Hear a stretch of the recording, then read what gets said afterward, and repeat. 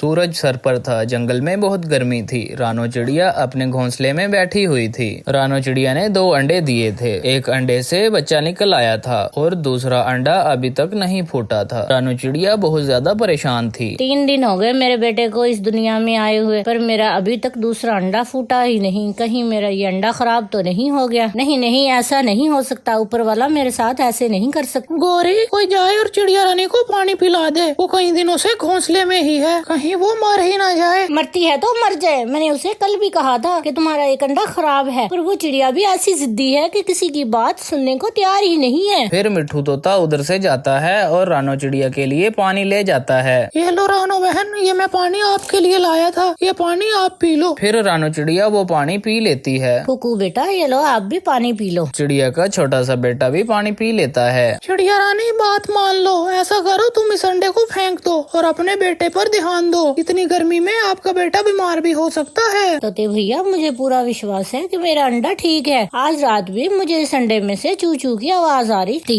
ये सब तुम्हारा वहम है चिड़िया बहन, अब ये अंडा फेंक दो। ये सब तुम्हारा वहम है। तो भैया, अपने दिल से पूछो कि एक माँ अपने अंडे को अपने से कैसे जुदा कर सकती है। 2 दिन और गुजर जाते हैं, लेकिन रानो चिड़िया का अंडा वैसे का वैसा ही पड़ा था। कुकू बेटा, अब वक्त गुजर रहा है। मुझे किसी से पूछना होगा, किसी सियाने पक्षी से सलाह लेनी होगी कि अब मुझे क्या करना चाहिए। चलो, मैं तुम्हें हमसायों के घर छोड़ दूं। मम्मा, मैं भी आपके साथ जाऊंगा। नहीं बेटा, मैं आपको कौवों के घर छोड़ देती हूँ। बहुत ज्यादा गर्मी है। माँ चिड़िया अपने बेटे को लेकर गोरी कौवी के घर आती है। निकल आई चिड़िया तो अपने घोंसले से। मैंने तो कल ही तोते से कह दिया था कि तुम्हारे दूसरे अंडे से कुछ भी नहीं निकलेगा। रानो बहन, ऐसे मत कहे, मेरे अंडे में बच्चा जिंदा है। गोरी बहन, आप मेरे कुकू बेटे को थोड़ी देर अपने पास रख लें और मैं बूढ़ी माँ से पूछ कर आती हूँ कि मेरे अंडे में बच्चा जिंदा है या नहीं। कुकू को तो मैं रख लूंगी, पर मेरी बात याद रखना कि जब 20 दिन से ज्यादा हो जाए तो अंडा खराब हो जाता है। मुझे मेरी माँ ने ये बात बताई थी, लेकिन मेरी माँ तो बताया करती थी मैं पूरे 25 दिन के बाद अंडे से निकली थी। ठीक है रानो बहन, आप चली जाओ। चिड़िया अपना अंडा अपने साथ लेती है और बूढ़ी माँ के घर आ जाती है। माँ जी, पूरे 21 दिन गुजर गए, पर अभी तक इस अंडे में से बच्चा नहीं निकला। पहले अंडे से मेरा 10 दिन के बाद ही बच्चा निकल आया था।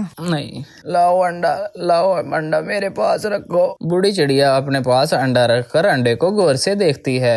रानो बेटी, ना इस अंडे में कोई हरकत है और ना ही अंडा भारी है। इसका मतलब है अंडे में बच्चा मर गया है या फिर अंडा खराब है। ये तो अंडा तोड़ने पर ही पता चलेगा। बूढ़ी माँ जी, मेरा अंडा मत तोड़ना। मैं तो आपसे ये पूछने आई थी कि अगर अंडे में से बच्चा ना निकले तो क्या करना चाहिए। बेटी, मैं तुझे निराश नहीं करना चाहती, लेकिन इस अंडे में बच्चा नहीं है। रानो चिड़िया फूट फूट कर रोना शुरू कर देती है और वो अंडा अपना उधर से ले जाती। रानो, कहाँ है तुम्हारा अंडा? क्या तुम्हारा अंडा फेंक आई हो? नहीं, मैं अंडा अपना घोंसले में रख कर आई हूँ। बूढ़ी चिड़िया माँ ने क्या कहा है? वही जो सब कहते हैं कि बच्चा अंडे में नहीं है। फिर रानो चिड़िया कीकी को अपने साथ अपने घोंसले में ले आती है।